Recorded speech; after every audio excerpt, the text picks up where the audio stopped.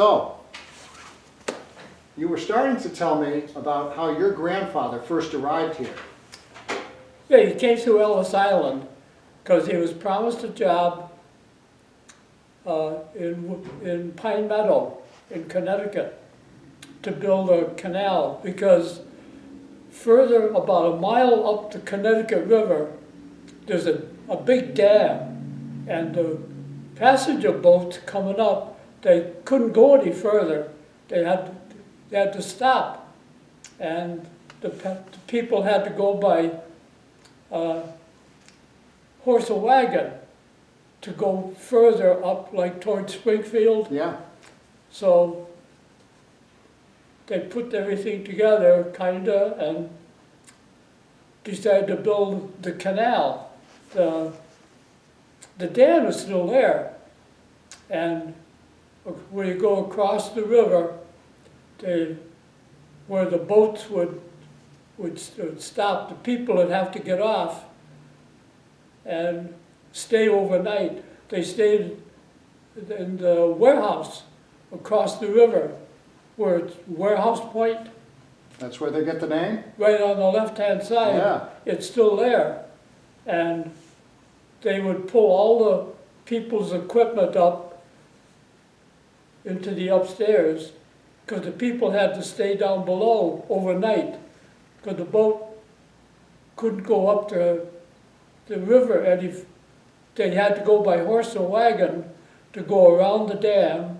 Then there was a boat further up that they got onto, and that kept them going up to Vermont. Yeah. And this was a big difficulty for everybody. What was your grandfather's name, by the way? James Meade. James Meade. Yeah, James. And I don't know who originally determined that we would build a canal, because a lot of thought had to go into it first, to go around the dam. And so the Germans did the more engineering mathematics to it. Then the Italians fed the Irishmen, and the Irishmen did the work. Hey. And they dug the marble out of the river to make the canal, the walls for the canal. Mm-hmm. And then they had to build the openings to let water into it. And if there's too much, they could let it out. So they built them on both ends of the canal. It's 4 miles. And they both open up. They can either fill it more or delete it a little bit if they can. If there's been a hurricane or something, water, so they can lower the canal. And what do they call those? Where they opened up those gates? Yeah, and the one down here is go down Main Street, go down Elm Street and turn right, and it's not too far down on the left-hand side, like near where the train station is now down there. Yeah. That the gate can open and close. Were those the locks? Yeah, they're locks. What they call the locks? That's what they call the locks. Yeah. And there's another set of them further up, about 4 miles, on the other side of the dam that's in the river. Yeah.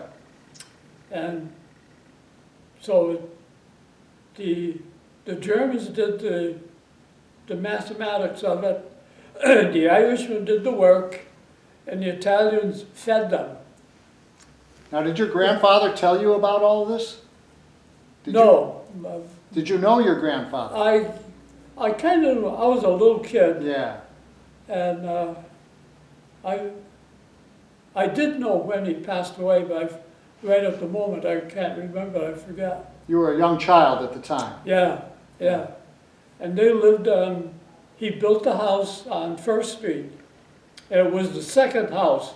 Now it's the third house.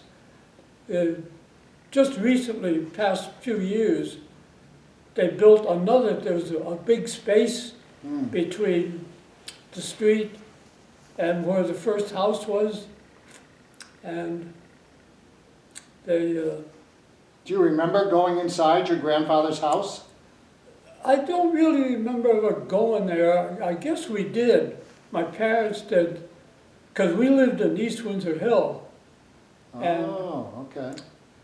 my grandmother lived, you know, there was two great big buildings. The Hartford Seminary was in East Windsor Hill, and the two great big buildings, brick buildings, facing them. The one on the left was the education building, and there's a little ways. Then there was another great big building, and that was the dormitories where the students all lived.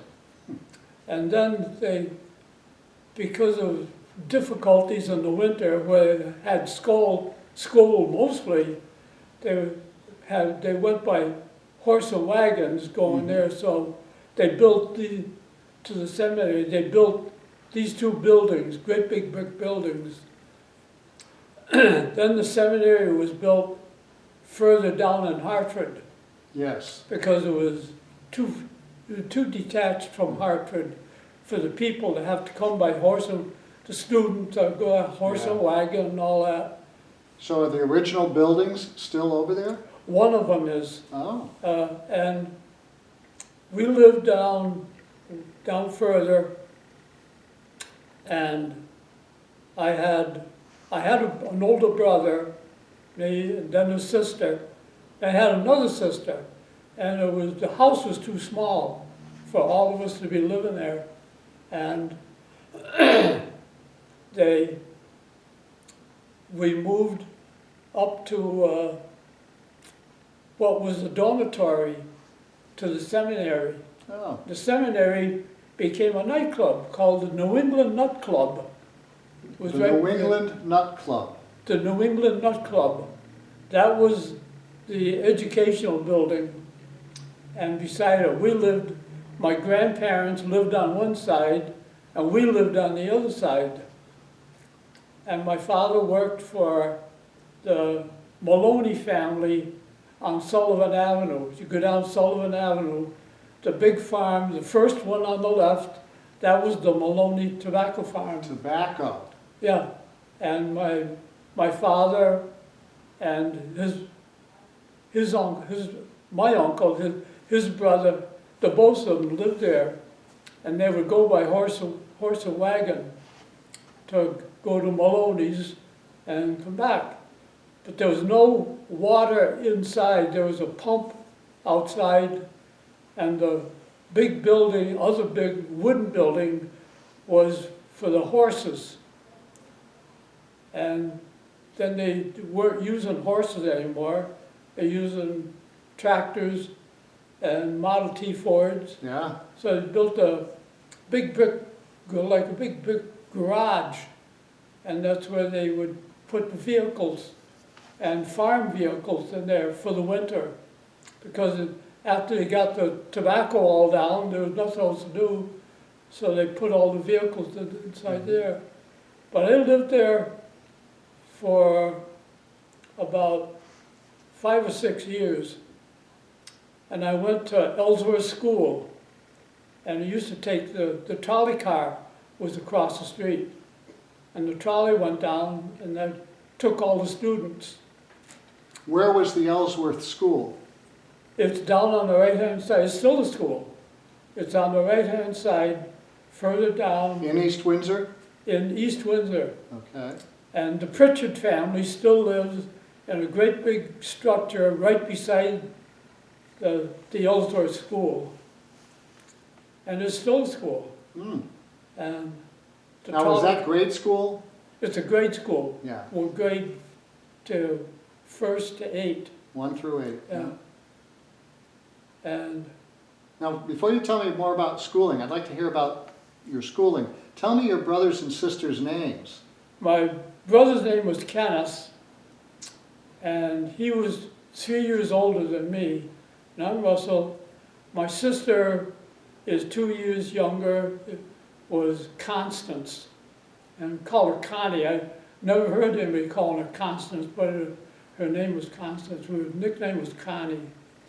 And a couple of years later, Muriel, my sister Muriel, came into the being, and we were closer together, and we were good friends all our lives, even after we had all moved up here.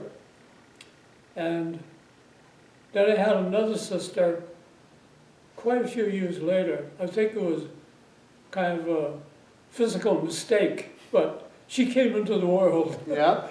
And her name? her name was Barbara. Barbara. And there was not enough room for everybody.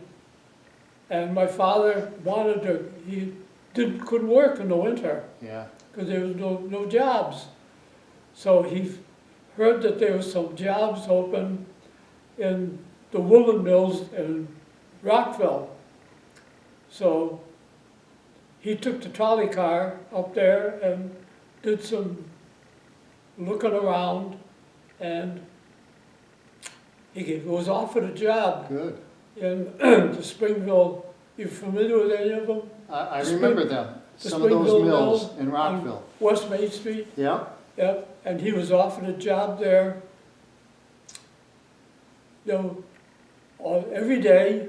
Regular Full-time. work. Also winter, fall, and so Full-time. my father Good. says, I'm guessing that might have been during the Depression. yes, Because you were born in what year? 1925. And now you're talking about your grade school years, which would have Yeah. been about in the middle of the 30s. Well, I started school when I was 6 years old Mm-hmm. at Ellsworth School. Mm-hmm. And I went to third grade, and we moved to Rockville, and I entered St. Bernard's School, and I graduated from St. Bernard's, Oh. and it was in about 1936 or 37, I guess. I see. And my father was working in the Springville Mill, and he worked there all his life. Well, Yeah. And it was better than living in East Windsor Hill, where we had no electricity, water was only outdoors, there was a pump inside, but Yeah. that was all. so you eventually moved to Rockville? Where We your moved dad to worked? Rockville. I see. Yeah. And you spent a good part of your life in Rockville? Yeah, yeah. And then there was a lot of trouble going on in the world, and I was in my second year, excuse me, in high school. And Jesus, it wasn't very interesting. And so there was advertising. You mean the studies in school weren't very interesting? No, Schoolwork? they were repetitious. Yeah. Like, I studied Latin, English, algebra, and another class. And it was all about having the education in those subjects. So after the second year, I went into the Marine Corps. I went to Hartford. While you were in high school? Yeah. So And did you finish high school? no, Okay. not there. After 2 years Yeah, at St. Bernard's? not St. Bernard, grade school. I Oh. went to Rockville High School. Rockville High. After 2 Rockville years, High. you Yeah. decided to enlist? Yeah, I enlisted in the Marine Corps and went to Paris Island, got training. Can you tell me, why did you choose the Marines? Well, the Army, you had to be 18, Okay. and I was 17. And I didn't feel like wanting to go cross the ocean on boats and all that, so I went in the Marine Corps, and they would accept me. And they did? And I passed the physical, Uh-huh. so they sent me to Paris Island. I graduated from Paris Island, and then they were forming, and I took an aptitude as to what they felt they could train me for. And I had gave them an impression that I liked fixing things. So they got a group of us together at Marine Corps Base at Quantico and at Turner Field, which now we're not allowed to, nobody's allowed there. That's, the President's fleet is based at Turner Field. And we had a reunion for all the guys that were at Quantico. We weren't allowed to go to Turner Field because the President's fleet's there, and nobody's allowed to go through the gate unless you have a reason to be there. Is it still called Turner Field? It's still Turner Field. Okay, yeah. and that's in Virginia? Yeah. Yeah, south of Washington, D.C. Marine Corps Base. Yes. Right across the Potomac River. Yeah. And the airfield is there, Turner Field, and Marine Corps Station is all there. Yeah. And the FBI basic training has their section of it where they train, their people train shooting, all different weapons, all that sort of thing. But now, when you enlisted, did you know anybody else who enlisted with you? nobody From enlisted. your town? No, the other guy that was with me didn't want to go into the Marine Corps because that's all, it's going to be rifle and Yeah. on the ground and all that. And he wanted to go in the Navy Uh-huh. and go aboard boats. Uh-huh. And that didn't appeal to me. Out at sea with a submarine come chasing you. Yeah. Now, So- you mentioned reunions. You mentioned reunions of the soldiers that were in Quantico. Yeah, Did you ever go to one of those reunions? yes, yes I did. Did you go to more than one? Yes, we did. We would have one every year for quite a while until the people attracted to it became less and less. Yeah. When was the last time you went to one? Do you recall? Well, we stopped having them about 10 years ago. Oh, Uh, wow. But then, while I was there, I took an aptitude test and passed it to be an airplane mechanic. Mhm. So they gave me a test and I passed it, and they sent me and about 10 other guys to the Jacksonville Naval Air Training School in Jacksonville, Florida. And we were there for 10 years. 10 years? Not 10 years, 7 months. I got you. And we graduated. You had to pass a graduation test. And in Jacksonville, we stayed there for a little while afterwards, working on airplanes. I think it was mostly just for us to exhibit what it's going to be like. Now, was the war going on at this time? Yes. Yeah, Yes. the war had already started. Yeah, well, the war started when I was still in Paris Island. Uh-huh. So they taught us how to, okay, you guys got to learn how to shoot straight. And here's how you fix a bayonet and all that sort of thing. So before you enlisted, had the war started? No, So you enlisted, and there wasn't a war, but you're in There basic wasn't. training and the war had started. yeah, yeah. What were your thoughts about that? Well, this is what happened, this is what happened. You know, we'll do what we have to do. Yeah. How about your parents? What were their thoughts about They their were- boy being in the Marines and They the were war kind of starting? concerned. Yeah, Did you write? Did they you, would write to me, They would write to you? and where am I at, you know, and what am I doing? Yeah. Then I got transferred to outside of San Diego to an air base called, it was on North Island in San Diego. And they moved us further up to another airport on land. and we formed a squadron. There was 220 of us, and pilots had just come out of flight training, and a lot of them they were the NAPs, Naval Air Pilots. They were enlisted men, and there was 250 some of us, and we were practicing there. The pilots were practicing with the airplanes, and we were fixing them and working on them with superiors, not doing any of the work, but seeing how we do it and do it right, kind of thing. Wow.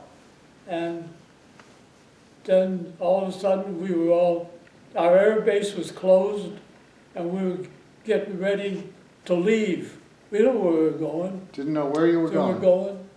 And one day they closed all the gates except one, and there was a big bus and a big truck with benches in it.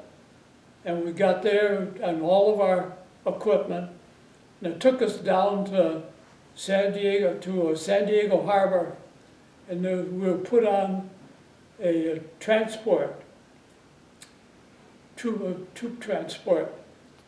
And you still didn't know to where? We didn't know where we were going. Oh, wow. And the people who were the parts of the crew, we asked them, we took off in the ocean, off we go. Where are we going? He said, they don't know. The people that are running the ship, they do, but we don't know. All we're doing is running the boat. And it got to be kind of boring because of day after day. And we never stopped anywhere for about a month. And we wound up, and everything was code name. We went to SPAN. S-P-A-M? Yeah, which was code name for New Caledonia, Noumea and New Caledonia. That's where we were dumped off. And we were in Noumea for a while. And then we were put on another transport, and we spent a couple of weeks at sea, and we wound up in Buttons. That was the code name. We were in Buttons, and it was Espiritu Santos in the New Hebrides. Yes. You ever hear of the New Hebrides? I have, yes. We were in the Espiritu Santos, and they had an airport, and our airplanes were brought to the airport, and we get accustomed to operating under the weather conditions. Then one time, all of a sudden, one morning we were told to get all our gear together, sharpen our weapons, and we're leaving.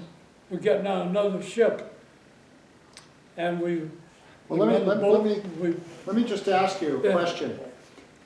You knew at this point that Pearl Harbor had already happened. We had heard about it. You had only heard about it. So we don't know much about it. I got you, yeah. Because we went by Hawaii. Yeah. We didn't stop. Yeah. So this is probably early 1942, since Pearl Harbor was in December 41. 1941. So early 42. 1942, later because I was 7 months in school. Yeah. And through 1942. Yeah. So I'm just trying to imagine what's going on in your mind and all your fellow Marines. At the Were time, you aware of the Japanese? we didn't know where they were. You weren't aware of No. them as being, the Imperial Japanese Army and Navy, and that you might be facing them as an enemy? We didn't know much about them. Okay, all right, thank you. Because we had no papers, no newspaper, no radio, just somebody else tell us what the conditions in the nations were. Wow. And we got to this island to get off, but because of the reef, goes 1,000 feet out under the ocean, so the transport had to stop. We got into landing barges. We went down rope ladders into a landing barge, and we on this place, and it was hot, and mosquitoes was tremendous.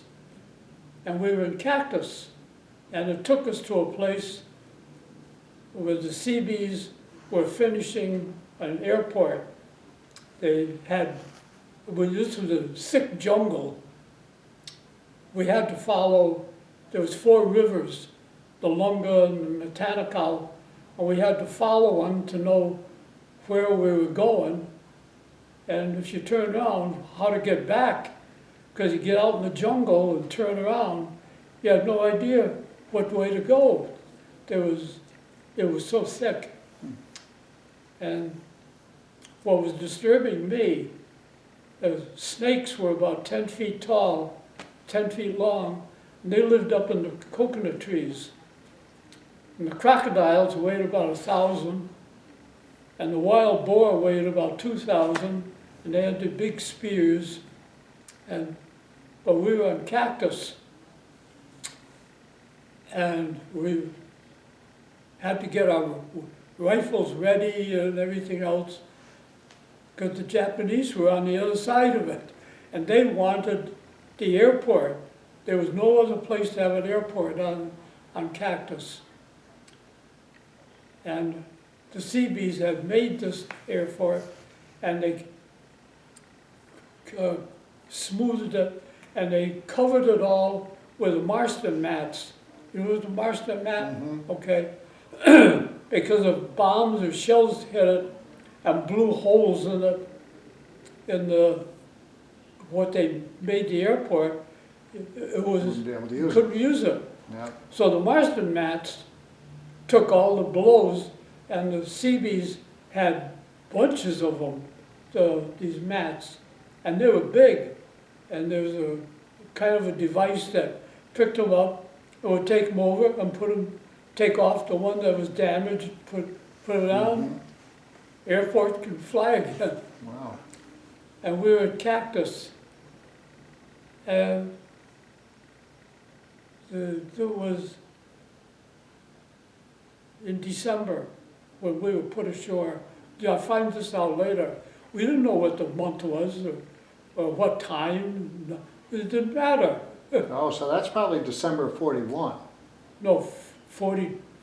Oh, 42? 42. Okay. So we were at Cactus, and that was Guadalcanal, and we stayed there, and we launched our aircraft to bomb enemy ships. And then there was an aircraft carrier that had a lot of damage, and a lot of their crew people were injured, I guess, so killed and all that. We never got much information about it. Now, you clarify something for me. You just mentioned Guadalcanal. Guadalcanal. In the context of Cactus. Yeah, the code name was Cactus. Oh, for Guadalcanal? Yeah, Guadalcanal. Okay, thank you for code clarifying name was that. Cactus. Okay. And the Navajo Indian group went to an island further up, and they would send messages down when enemy ships would be coming, and barges would be coming carrying troops, and they would let everybody hear it, but nobody could understand them, except the Navajo Indians that were with us, that we had. I've heard about that. We got to get ready, get down by the shore, and the enemy is bringing down troops. And we would have to shoot them. Yeah. Surprisingly, they didn't know. So you mentioned December, and now we would be hiding. Yeah, December. 42. But when did you arrive there on Guadalcanal? Do you recall what month, or was that when you arrived? We got there, I think it was early, about maybe October and November. Okay. Okay. We were dumped off there. Yeah. And we were put aboard. Then the aircraft carrier, Mm-hmm. they had painted out all the names on the bow and up on the smokestack. A couple of guys every once in a while would paint out the number and paint a different number on the smokestack. And when we were first put aboard the carrier, it had number 16. And after a while, and don't know how long it was, because we had no calendars, no clocks, and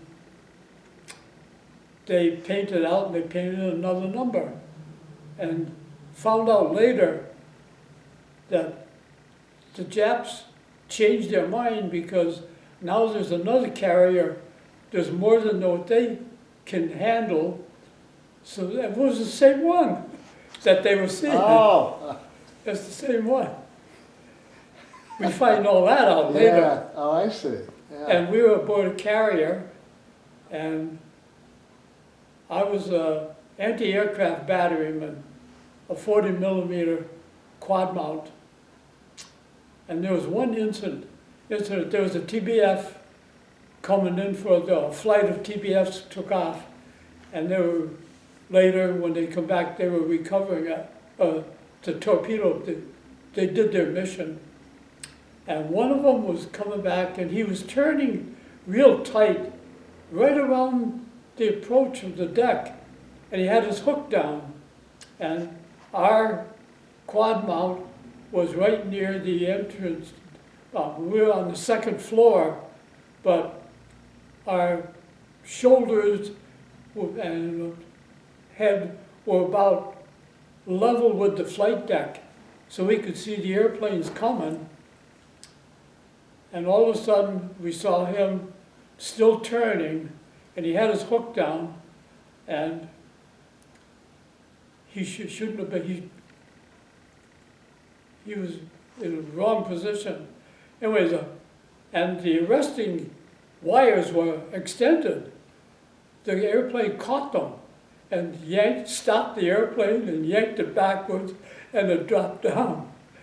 And what I'm getting to is where our position was the entry door to the ready room. And pretty soon, 3 guys were coming across, and they were coming into the ready room. They were the crew for the TBF. One of the guys said, "Boy, that was a pretty harsh landing there, wasn't it? Huh? How'd you get to do that?" So the pilot says, "You see the airplane there? It's all right. There's 3 of us, the crew. We're walking across here. There's nothing wrong with us."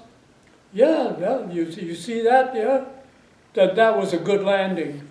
And he kept on going. They went to the ready room. You never forgot that, huh? Yeah. Yeah. But then after a while, they needed our squadron was a dive bomber squadron, the Douglas SPDs. And we were put ashore again. We were put back to Guadalcanal so we could, our airplanes and TBS, they got involved in the battle for the Coral Sea, and we won. Yeah. The dive bombers and the torpedo planes, yeah, we won it. Now that airfield, Henderson Field? Henderson Field. Yeah, that was a Guadalcanal. Yeah. They named that Henderson. Named after Lofty Henderson. He was a Marine Corps pilot killed at Midway. And they named, when they built the airfield at Cactus, they named it Henderson Field after him, in honor of him. So, and it's called that to this day. Another thing, the Pope, a few years ago, the Pope had a reason for him to go to China. And Alitalia flies the Pope any place he wants to go. And he wanted to go to China. So, and they were flying to, I think it was 747. And it was too far, even with a full load, it was too far away. So they made all kinds of arrangements, drawn, okay, here's a place with an airfield long enough so we get fuel. And I read about this, and they kind of made arrangements for a tanker to come near, what we would call a cactus, near Guadalcanal, because they were going to land there to refuel the Pope's airplane. Oh, And they did. He landed there, and the tanker was able to pump fuel into tanks and go fuel the airplane, and they did. Yeah. and you boys found out that the Pope. Yeah, we found out. You found out that the Pope was on that plane. Many years later. Yeah. That the people that were harvesting cactus, they had cargo airplanes to come in, so the airfield was still being maintained. Yeah. And there's a building that's built because there's only natives that do live there. They Yeah. don't relate to anybody. So the companies that were harvesting the coconuts, they built a building to for the guys to stay in. Mm-hmm. And it's air conditioned, had running water. Under And civilization. Yeah. it still is the Marsden mats Yeah. on the airfield, Yeah. because there's earthquakes. Because sometimes we'd be doing something, laying on the ground, and the whole place would begin to rattle, and there were pyres sticking up in the air. They were the volcano, Oh yeah. and the lava would flow down it. You saw that? Yeah, saw that. Yeah, and you'd hear it first. Wow. And the whole island would shake. And one time we were down by the shore, waiting to see there was some enemy ships coming, and where they were headed, if they were coming to us or if they were going to another island. And we were hiding in the jungle, just waiting for them. You were hiding in the jungle. Yeah, well, unless you're out Yeah. along the harbor, Yeah. you're in the jungle. So you felt safer in the jungle. Yeah, nobody can find you Yeah. unless they stumble upon you. Except you know you've got the mosquitoes Yeah, and the mosquitoes. snakes Yeah, and the boars. snakes, yeah, Oh and my. the crocodiles. Oh just, my. just one description that is coming back to my mind. I was going through this area that had been bombed, and it was kind of an open area, and there's a Jap soldier, and he was laying sideways, but he was bent backwards. And I didn't want to go beyond him and him see me and pull out a weapon and shoot me. So I went up behind him, and I could see that something's got to be wrong with him. And I looked around in front of him, and he was conscious because his eyes were looking at me. And so I thought, maybe he's got a weapon that he's laying on. When somebody goes by, he's going to take it and shoot him. So I kind of kicked him over. His spine was sticking out. A piece of a shell of a bomb or a shell from a warship had hit him in the back, and it broke his backbone. And he was still alive, but he couldn't move. And so I kicked him back over again that's where he was. And it wasn't, I didn't get going too far. And because we always followed a river. If you get out into the jungle and you have no way of knowing where backwards for you is, so you stay along the river and you know how to go one direction and go the other way. And I was waiting, and a crocodile came out, and went across, went over, and it grabbed him by the feet, and it dragged him down to the river, and it bit his legs off, and then bit the rest of them, and had him in the river. Wow. And that's where crocodiles would drag even dead guys. Saw them dragging dead guys, our guys, Japs, drag them into the river, and then that's how they ate them. So, in that kind of an atmosphere, it wasn't very comfortable. To carry a loaded weapon, and you don't know what you're going to shoot, but you shoot something. So let me ask you a question, just from somebody who's done a little bit of reading. When you hear them describe Guadalcanal as the first major offensive victory for the Allied forces in the Pacific. We found that out later. That's what I was going to ask you. Did you realize you were in such a historic battle? No. Even when you won it, did you realize you even were able to declare victory? Your forces, your fellow soldiers, did it feel like a victory when you were done? No, we didn't know that. Yeah. We had, as a group, we stayed closer to the airport, but we would, if the enemy was trying to come out of the jungle, it's terrible, but we'd shoot them. And that's how we were surviving. But when our supply ship was coming, it got in the harbor, it was bringing all our supplies and everything, all our new food and all, and even all ammunition. The enemy got into the harbor, the enemy sank it, and we were left with nothing.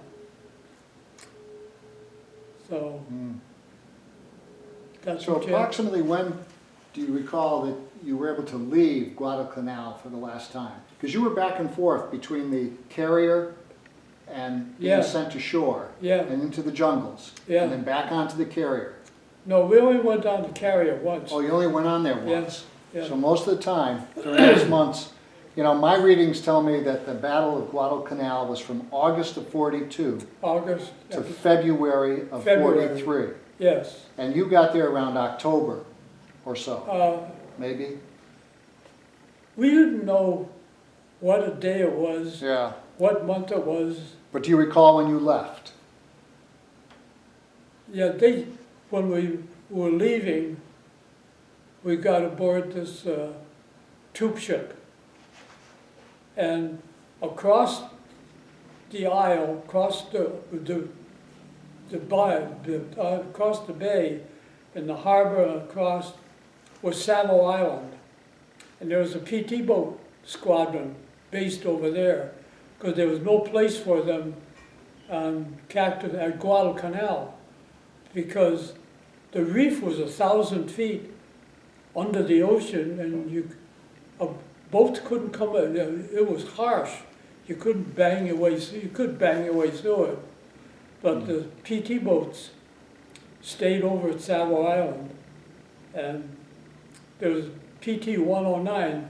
Kennedy was the commander of it. But the PT boats were made of plywood, and they had 2 Allison airplane engines in it for power, and they were overpowered. Yeah. And the PT boats would go out, and they would fire at enemy ships coming in. They had to slow down to come between Savo Island and Guadalcanal, and the PT boat would go out, and they carried torpedoes. Yeah. And they would torpedo the ship. They would the Jap ships bring supplies for their own troops. Right. So were they part of the safeguarding you Yeah. as you made passage from Guadalcanal, away from Guadalcanal? Yeah, to Yeah. get away from it, Yeah. yeah. You remember leaving it for the last time, that you knew your mission and your work there was done and you're going somewhere else now? We were leaving, yeah, yeah.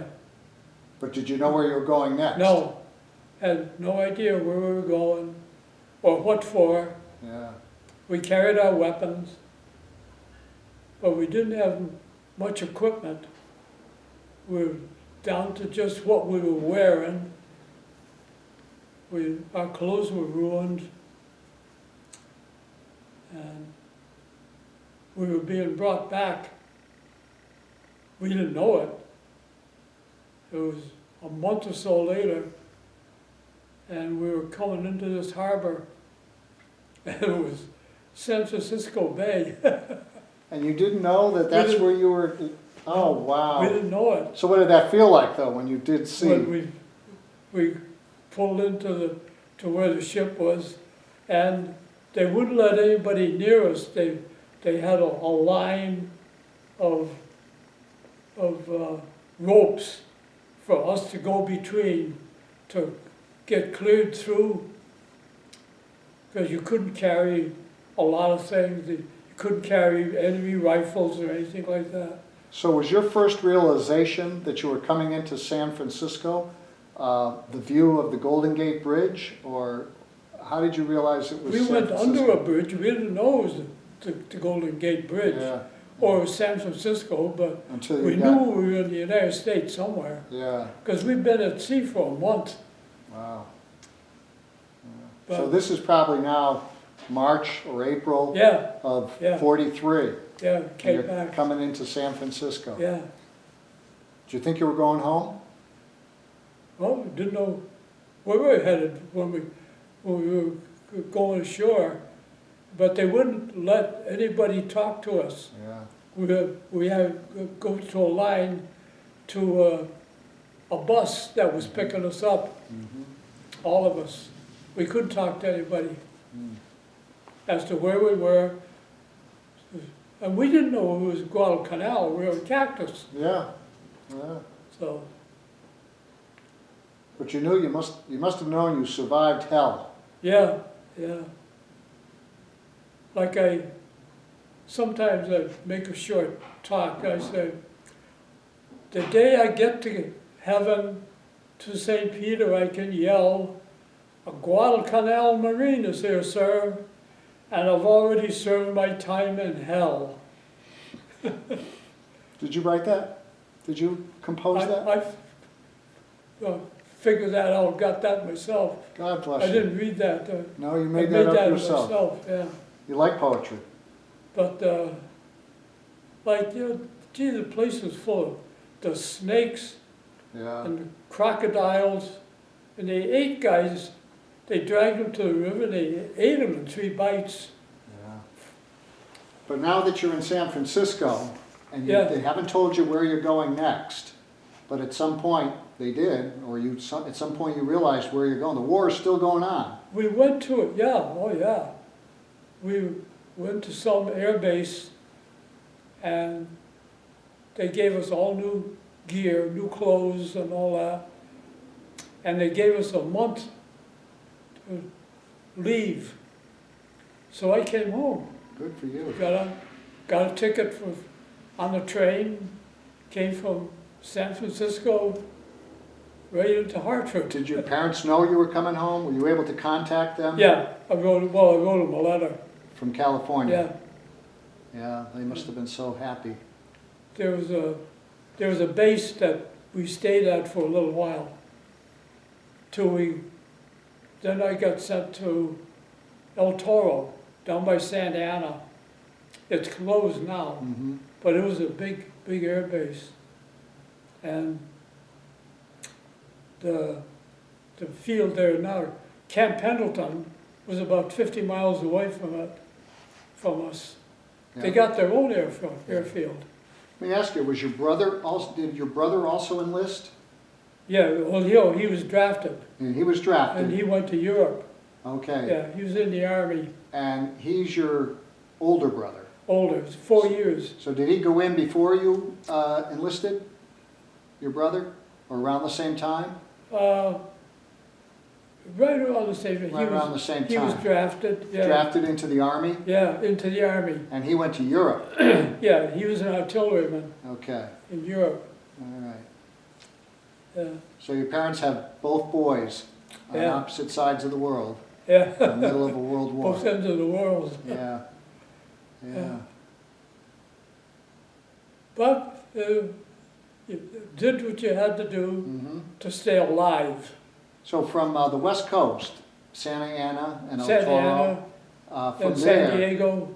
were you ever dispatched or deployed to another combat site?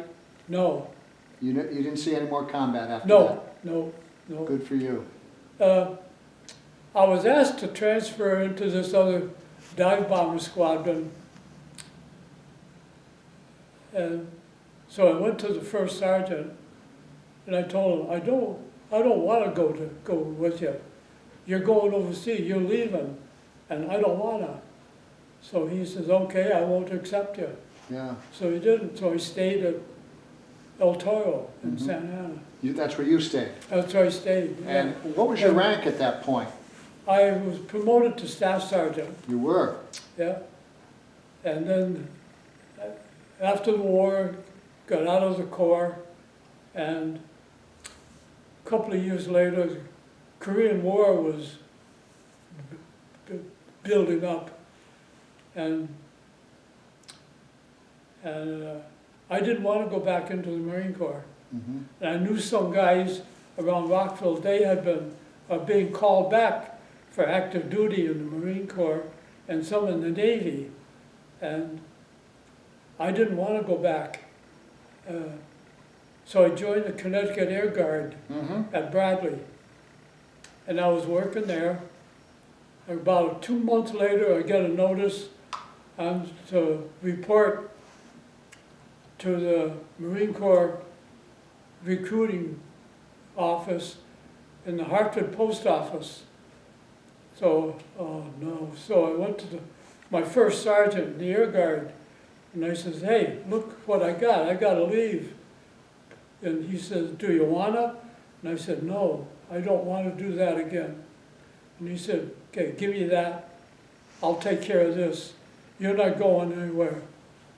So I said, okay, great. So I didn't go. So, but you stayed in the Guard. I stayed in the Guard. Yeah. Yeah, I stayed in the Guard, and How long did you stay in the Guard? I stayed there 30 years Wow. and retired. We were at Brainerd, and then we moved to Bradley. Yeah. And So I you were stayed- 30 years in the Guard, Yeah. plus your 4 years in the Marines. Yeah, in the Marine Corps. 34 years. Yeah, God bless you. and I retired from the Air Guard, and they added 4 years in my retirement. Mm. So, Yeah. but I lived through it. I wasn't going to be a hero Yeah. You You know, were a hero. unless You are a hero. for somebody to shoot me, their bullet had to go like that and then go like that. Yeah. But Yeah. no way.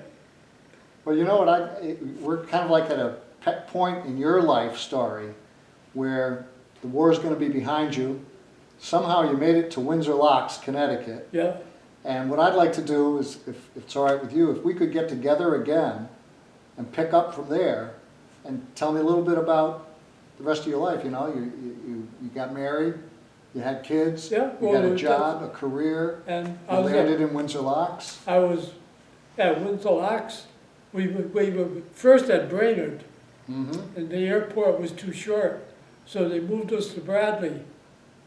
And so after a couple of winters, there was a whole group of new houses being built in Windsor Locks. So Whereabouts?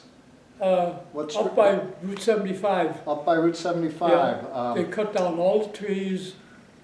Are you talking about over Litchfield Drive? Litchfield, Ash Drive, Yeah, Ash, the southwest Ash. part of town. yeah. Southwest part of town. And- Yeah. We Denslow, bought a house, Denslow Street, yeah. Denslow Street. Yeah. And halfway house. Halfway Road. house. Okay, I know what you're And- talking about. The house was, we bought a house, was $12,000, Mm. been there ever since. That's where you live now? That's where I live now. What street? On Ash? No, I live on Palm Drive, Palm Drive. yeah. As you go down Ash Drive off Old County Road, it's the first road on the left, but it's a dead end. Mm-hmm. Mm-hmm. So the house was probably built in the 50s? Yeah, yeah, Wow. so. But I don't really relate what I'm relating to you. I don't to too many people, because I don't want them to think, geez, he was out there shooting people and killing them. Well, I at the understand. position, you kind of had to, Yeah. if you were going to see another day. Yeah. So, Yeah. Well, so I enjoyed talking to you. likewise, my Yeah. pleasure. Would you agree to do it again sometime at your convenience? And again, we'll talk more about happy times. Not in front of a group. No, no, no, I'm talking about with me, You're just again, and on camera, Oh, okay. you know? But we'll talk about life in Windsor Locks after the Sure, war. That's sure. what I'd like to hear a little bit about Yeah. too. All right? Sure, sounds Well, good. Thank you very much. Yeah, you're It was a welcome. real pleasure. Yeah, God I bless you. enjoyed Likewise. that you accepted what I was telling you. Okay. There was a lot of other activity that went on Yeah? that I don't want to relate to. Okay. All They're right. in the back of my mind, and Yeah? that's why I want to keep them. Yeah. I don't I want like that, I love the poem that you shared with me. And it sounds like you've probably done some other composing of poetry. Oh yeah, I like to read You poetry. like to read it too. Let's Yeah. talk about that the next time too. Sure. Okay. May